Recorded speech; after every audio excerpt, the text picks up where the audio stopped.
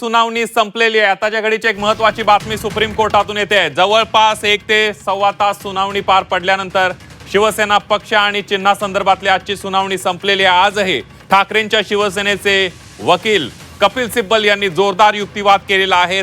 ज्या पद्धतीने कपिल सिब्बल यांनी बारकावे मांडलेले आहेत, पक्ष घटनेसंदर्भातली बारकावे असतील, त्यानंतर घटनाक्रमासंदर्भातले बारकावे असतील, परिशिष्ट 15 मधले बारकावे असतील, शेड्यूल 10 मधले बारकावे असतील, या सगळ्याचा उहापोह आज पुन्हा एकदा कपिल सिब्बल यांनी केल्याचं पाहायला मिळालं। कपिल सिब्बल यांनी ज्या पद्धतीनं मागच्या आठवड्यामध्ये 2 दिवस आणि या आठवड्यामध्ये सलग 2 दिवस काल आणि आज जो युक्तिवाद केलाय त्यामध्ये आपली बाजू आहे ती भक्कमपणे, ठाकरेंची बाजू आहे ती भक्कमपणे सुप्रीम कोर्टामध्ये कपिल सिब्बल मांडताना आपल्याला पाहायला मिळाले।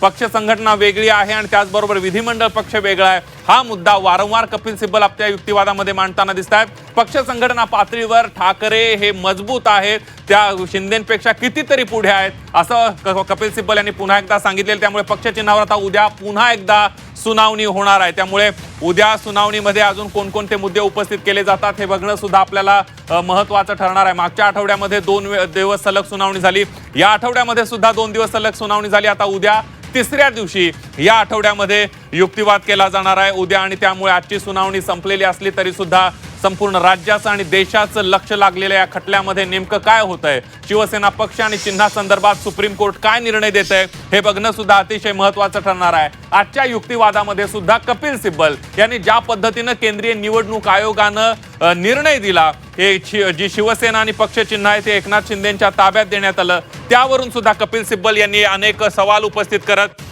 निवडणूक आयोगाच्या कार्यपद्धतीवर आक्षेप घेतल्याचं आपल्याला पाहायला मिळालं। निवडणूक आयोगानं निकाल अगोदरच ठरवून ठेवलेला होता आणि त्यामुळे तर्कांमध्ये, फॅक्ट्समध्ये वारंवार चुका काढण्यात आल्या। एकीकडे निवडणूक आयोगानं ठाकरेंच्या शिवसेनेनं किंवा ठाकरेंनी दिलेली कागदपत्र तपासली नाहीत, प्रतिज्ञापत्र तपासली नाहीत, आणि दुसरीकडे जाणीवपूर्वक आम्ही दिलेल्या दस्तऐवजामध्ये चुका काढण्यात आल्या, अशा प्रकारचा दावा सुद्धा कपिल सिब्बल यांनी केलेला आहे।